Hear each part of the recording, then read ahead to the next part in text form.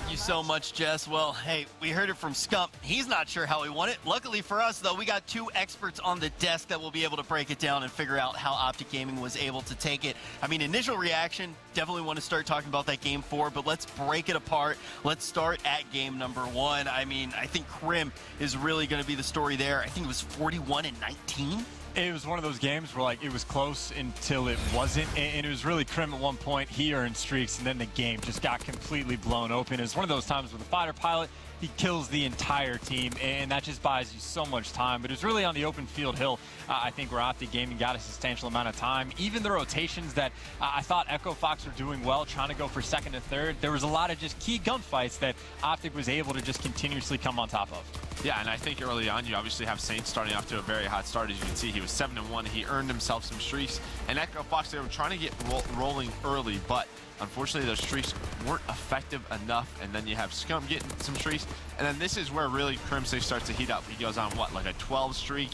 As you said, finishes this game 41-19. So just a great performance from Crim6. That is the type of player that he is in boots on the ground. I mean, there was a lot of sort of discussion around, well, Crim's going to be the main AR now, and this is the reason why. The guy puts on an absolute show in game number 1. And as you said, I mean, early on, this game was very, very close. But after that second parking lot hill, OpTic really blew the game wide open. 2.16 KD going to come out from Crim, and you saw at the end there, it was something like 11 kills in his back pocket, just blows that door down, run straight through. But you talk about Saints starting off to a hot start. We should look at the team in general. Entering this match, they definitely don't have a hot start. They go into the second game, and that's actually the first map that they won today after their performance against Red Reserve. Yeah, and that is very, very tough for Echo Fox, because again, the goal here is at least just to make playoffs, if not get a good seed, and they were on that bubble, that 4th spot, so immediately losing to Red Reserve is incredibly rough. Now they falter again, so at the very least, if you're looking for positives, Red Reserve is going to be very happy right now. Oh, Red Reserve, I think we even saw some stuff on Twitter, too. You'll love to see it actually coming in. I believe that was Aqua during the CTF is when we saw that tweet come out. But Joe, let's get a little bit more insight what actually went down in a few of these rounds of Search and Destroy. I think the big difference is I think Saints has a really hot start, and what we see Echo Fox love to do is control that bottom middle, and that's where Saints really just goes to work. When he's able to control that bottom of the ship, you have so many routes to where either you can check that A or B bomb site. You basically make the sniper rifles, you know, a guy like Formal, basically useless. And when you're able to do that, I mean, again, you know, Saints right now, 12-6, it makes it so difficult for OpTic to work a bomb site. Yeah, and I mean, especially in Search, just like one good play can just absolutely win you around, and Saints had at least like 4 or 5 those throughout.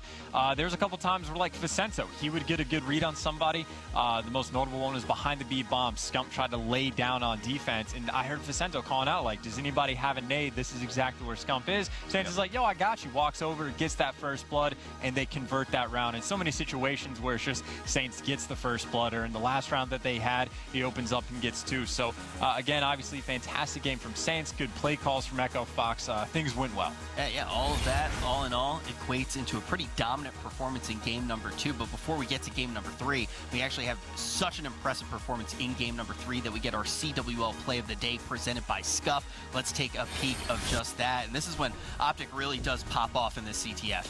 Yeah, so I mean, obviously at this point, you can see Crim6, he's working on some streaks, only 8 and 10 now. And you can see Echo Fox has the lead, but as soon as he calls that streak down, OpTic, they convert on that flag and 4 dead. And what does that mean? Well, these guys are going to set back up. Crim6 instantly calls in that artillery strike that allows them to get that relay and take the lead 3-2. And while it does go to overtime, OpTic, they're able to clutch up. And I mean, that's 2 flat caps in what, like 45 seconds or even less than that. Like, obviously that play was huge. More credit to Crim6 as well, as I'm sure we'll show in the replays. Had a pretty nice sneak cap as well, I think, before the streak started popping off, where he lets a player over in docks just run past him. And the situation you're playing when you're hoping for those sneak caps to work is your team has to step up. If you're letting someone by, those are kills they have to get. And as soon as Crim6 let someone runs by, it was Karma, who had a very good game in his own right, immediately picks up 2 kills. Scump dies in barrels, but then Crim6 has the easy kill into barrels, pulls the flag, gets that out, and that's their 3rd flag cap. So streaks were on point, and of course the sneaks as well. Yeah, that of course was your play of the day presented by Scuff, but there were plenty of other moments that did really stand out in this game as well, Merc. Yeah, absolutely. I mean, early on, as we said, Echo Fox, they're off to a very hot start. You saw Saints there fail another Dolphin dive, which is, you're going to see another one later on from Aqua in that overtime.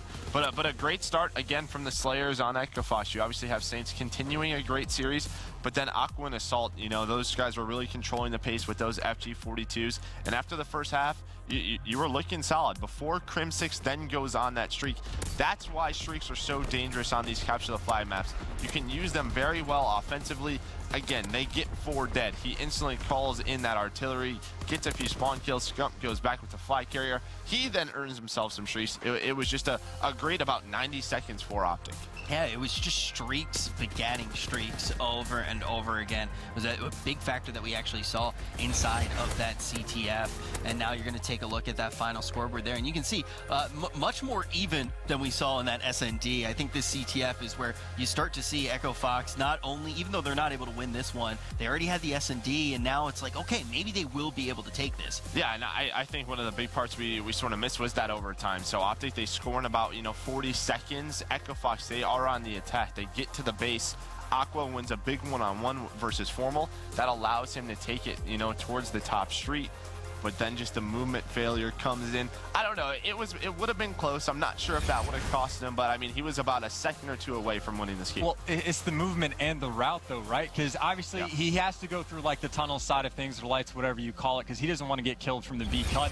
That makes perfect sense. Doesn't want to get stunned, anything that. But then he goes all the way around the bus as well and takes that extra time. Like, I know he's worried about getting shot in the back from B cut, but on one hand, he had a teammate there, and two, if you just hug the wall, you'll be there.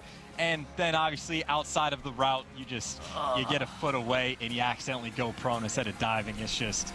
It almost looks like he got body blocked by Assault there. It was very close. Either way, it was about 2 or 3 seconds. Again, he was just trying to play safe.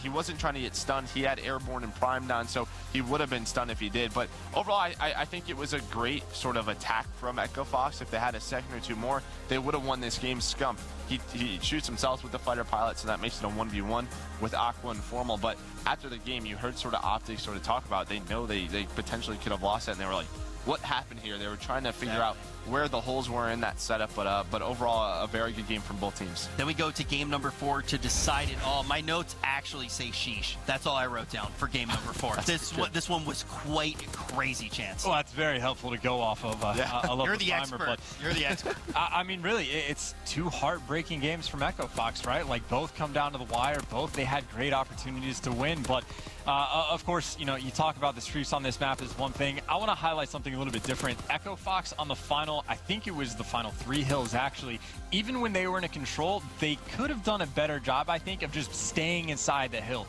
Quite a few times they're chasing kills, and yes, sometimes want to push out cuts. Yes, from the streaks, guys in the back, and you want to clear everything out, but they had to have thrown away a solid 10 to 15 seconds just leaving the hill in certain situations, and that's outside of when they have a full setup on turret that OpTic just instantly breaks. That's aside from the crazy ending as well. So obviously a game this close, the details will get you.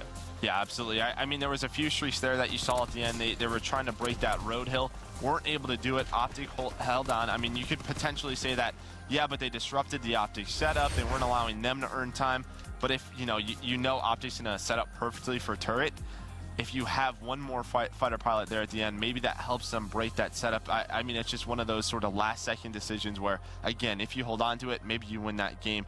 But OpTic Gaming, really, the difference for them was Castle, and you can see Echo Fox did a great job on that first hill. That was exactly what I was going to draw attention to, though, as well, was Castle, because there were so many opportunities where it looked like Echo Fox was going to be able to convert that into a huge money hill for them. Yeah, I mean, they had a couple great setups. They were able to break spawns once or twice, but as soon as they did that, OpTic, they just 4-hit across the bridge, instantly broke it, got a majority of the time, and then you look towards turret. But I think the big thing is that last Castle push, Echo Fox invested 2 fighter pilots. They weren't able to get spawns.